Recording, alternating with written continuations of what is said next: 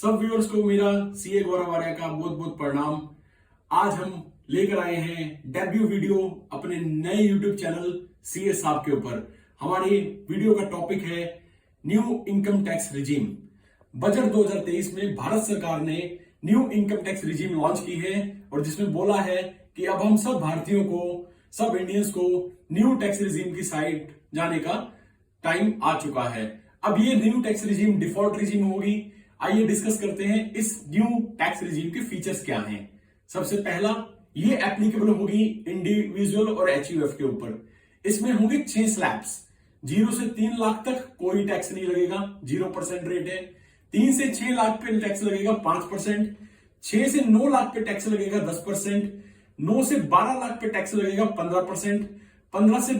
12 से 15 लाख पे टैक्स लगेगा 20% और 15 लाख से ऊपर टैक्स लगेगा 30%। साथ में लगेगा हेल्थ एंड एजुकेशन सेस और सरचार्ज, जो भी एप्लीकेबल रेट्स होंगे इनकम के स्लैब के अकॉर्डिंग। और इस न्यू रिजीम में कोई डिडक्शन हमें नहीं मिलेगी, सिर्फ एक डिडक्शन मिलेगी, वो है स्टैंडर्ड डिडक्शन 50,000 रुपए की। नेशनल पेंशन स्कीम में जो हम इन्वेस्ट करते हैं उसका भी हमें बेनिफिट मिलेगा। एम्प्लॉय रिटायरमेंट बेनिफिट्स में जो हमें प्रोविडेंट फंड, ग्रेचुटी, जो भी पैसा मिलता है उसका भी हमें इसमें बेनिफिट मिलेगा। बाकी और कोई बेनिफिट हमें नहीं मिलेगा। हाउस प्रॉपर्टी के लोन का जो हमें पहले बेनिफिट मिलता था 2 लाख तक का, वो भी अब इसमें नहीं मिलेगा। अब ये न्यू रिजीम हमारे लिए कैसे बेनिफिशियल है और कैसे बेनिफिशियल नहीं है, तो उसके बारे में भी थोड़ी सी चर्चा कर लेते हैं।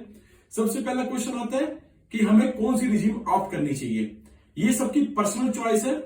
जो डिडक्शन हम करते हैं इन्वेस्टमेंट की फॉर्म में, जो डिडक्शन हमें मिलती है एग्जैक्टली, अगर हम इन्वेस्टमेंट कर पाते हैं अपनी 1.5 लाख तक की, तो हमें ओल्ड रिजीम ऑप्ट करनी चाहिए, क्योंकि एटीसी में हमें उन डिडक्शंस का बेनिफिट वहां पर मिलता है।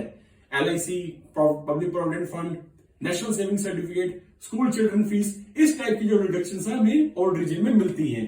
न्यू रिजीम में वो वाली डिडक्शंस हमें नहीं मिलती।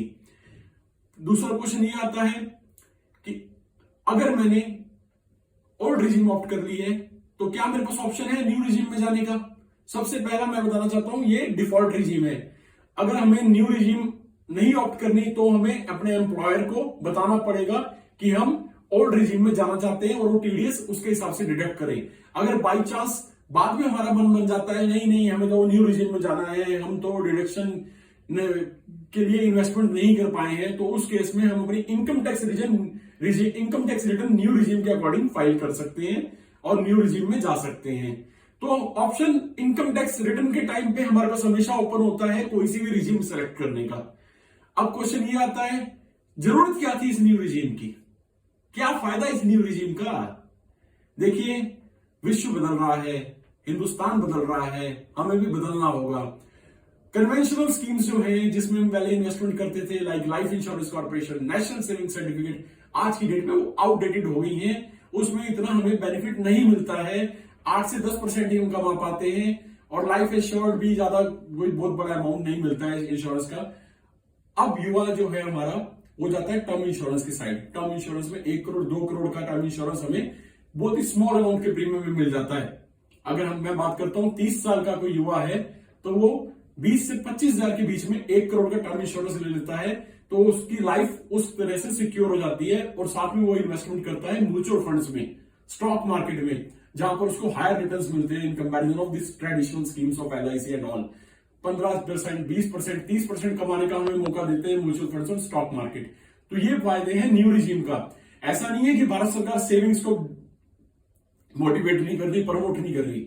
सरकार चाह रही है कि युवा जो है और नई जो स्कीम्स है, नई इन्वेस्टमेंट है, उनकी साइड आकर्षित हो और सरकार का रेवेन्यू भी बढ़े, हमारी इनकम भी बढ़े।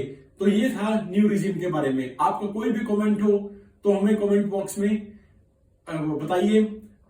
कोई भी फीडबैक हो प्लीज हमें बताइए और इस वीडियो को लाइक कीजिए, सब्सक्राइब कीजिए और हमें सपोर्ट कीजिए और इस वीडियो को शेयर करके। तो इन सब शब्दों के साथ बहुत बहुत धन्यवाद। Thank you very much.